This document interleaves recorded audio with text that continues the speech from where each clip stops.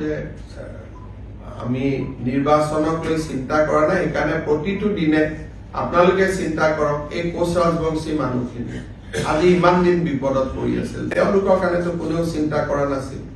বোলে অসমীয়া ভাষাৰ মৰ্যাদা কোনেওতো চিন্তা কৰা নাছিল। গতিকে প্ৰতি সপ্তাহতেতো আমি একোটা ভাল খবৰ আপোনালোকক শুনাম।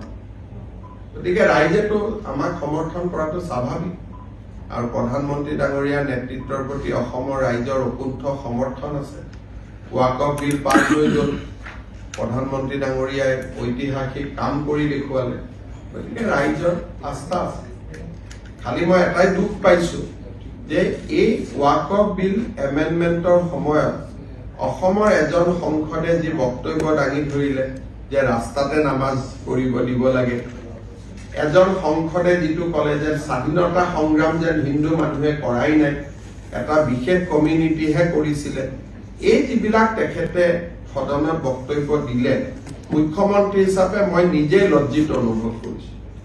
অসমৰ মুছলমান মানুহেও নিবিচাৰে ৰাস্তাত নামাজ কৰা, ধুনীয়া মছজিদ বনাইছে, তেওঁলোকে মছজিদত নামাজ পঢ়ে। অসমত কোনেও ৰাস্তাত নামাজ নপঢ়ে, যিটো বস্তু মুছলমান মানুহেও বিচৰা নাই, তেওঁ তাতকৈও এক্সট্ৰিমত গ'ল।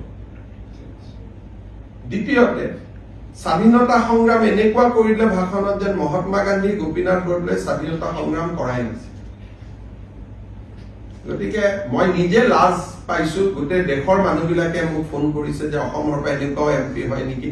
গোটেই দেশৰ ওচৰত অসমে লজ্জা পাবলগীয়া হৈছে, লাজ পাবলগীয়া হৈছে এনেকুৱা বিবৃতিৰ কাৰণে।